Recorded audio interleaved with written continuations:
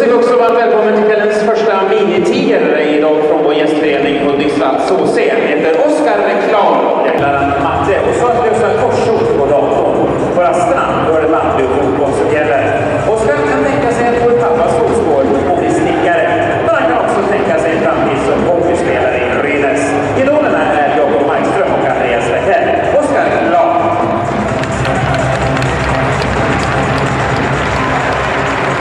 Vår andra minitiger är inte heller det en Brynäs. Han spelar egentligen i Tre Kronors hockeyskola i Järfälla. Men hans högsta dröm är att vara minitiger i Brynäs. Så här är han, Mio Gumini, 5 år. Mio, han gillar att cykla och pulka. Han spelar både fotboll och hockey. Roligast är att spela match och göra mål.